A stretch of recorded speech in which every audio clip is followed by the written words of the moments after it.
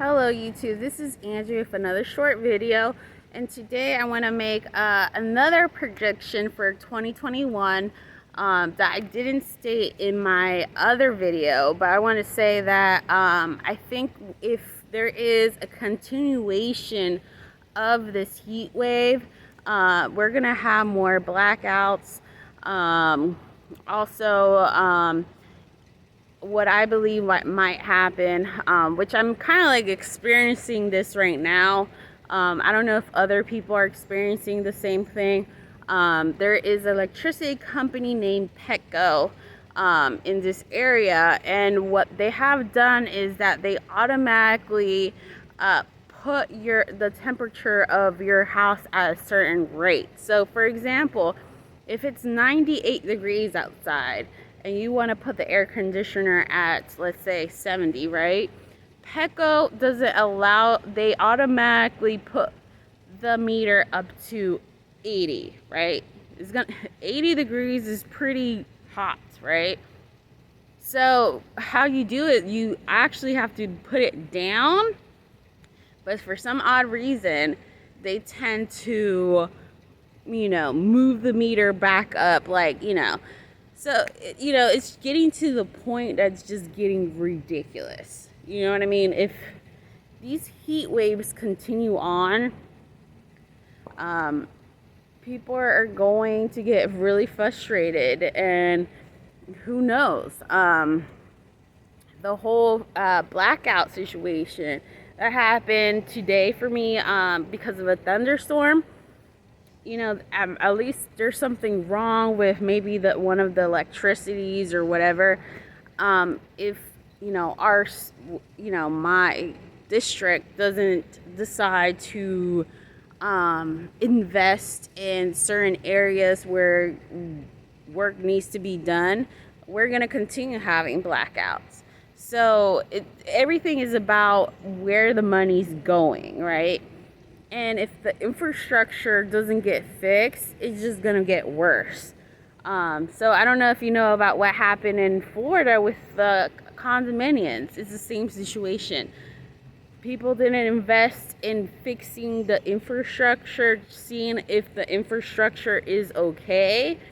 And as a consequence, the infrastructure collapsed, nobody checked the building saying, is this a livable place?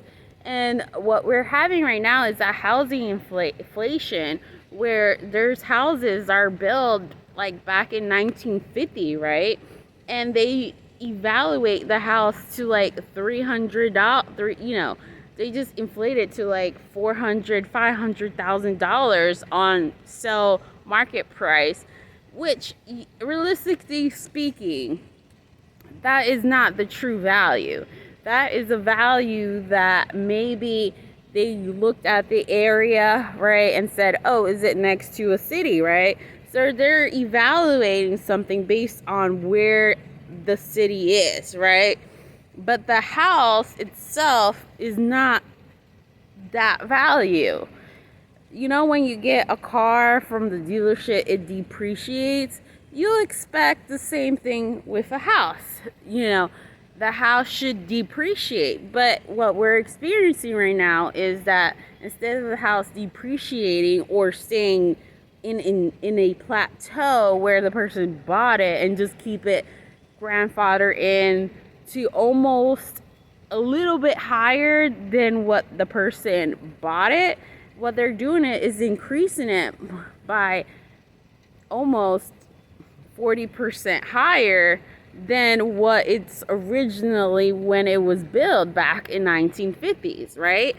And it's, I think that's just ridiculous. You know what I mean? If the house is not up to 2021 standards, there's no way a house should be worth more than what, it doesn't make sense, right? It should either balance out, grandfathered in a certain price, but it should never go above what it was, like if it was a brand new house, right?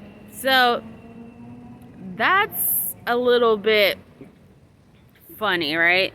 Also, another situation that's happening, apartments. It is getting so expensive to get an apartment. There is a place here in Maryland, and it's called Laurel, Maryland, okay? This place is not the best area, in my opinion. There is a studio. There's no bedrooms, no nothing. It's just a studio with one, bathroom. It costs the person to rent that studio $1,100 for that studio. Now, if that's not robbing the people, or if this is not inflation, I don't know what it is. I would say that a studio should be at least $900. There's no reason for why a studio costs more. I mean, it shouldn't cost more than $1,000, right? It shouldn't. But these people decided this thing is worth more than $1,000, and it's not even near the city. I think that's inflation. I think this is ridiculous. You have to lease these apartments for more than a year. Well, not more than a year, but at least a year. So it's just like, where are we heading? And there's certain areas around here that they're doing tents, people living in in tent communities. And it's just like America is experiencing like a horror show. It's like America the horror show. It's ridiculous. It's like, when does the horror show ends? Nobody knows. And with this whole CV stuff, we're still in the movie of the virus, right? This crazy virus that people are just like, when is it gonna end? When is it gonna end? And people are getting frustrated. And it's not going to get better. It's just going to get worse. So I believe Christmas sales are not going to be great. I think it's going to be worse than last year's Christmas. I don't think we're going to recover soon at all. So I think that we are in for a ride that we have never seen in our lives, and we just got to prepare for it. If there's a blackout, we got to learn how to live in a blackout situation. I mean, if you have to have a grill outside, use the grill. Also have candles, batteries. I think the other day I went to Target. They have batteries that are rechargeable. Those are great, that they're actually making stuff like this so we can recharge it. Also buy a battery for your phone that is solar. So like one of those solar chargers. I think they're like around 25. I bought one today because of this whole not having electricity. So buy things that that you can use batteries, like a radio.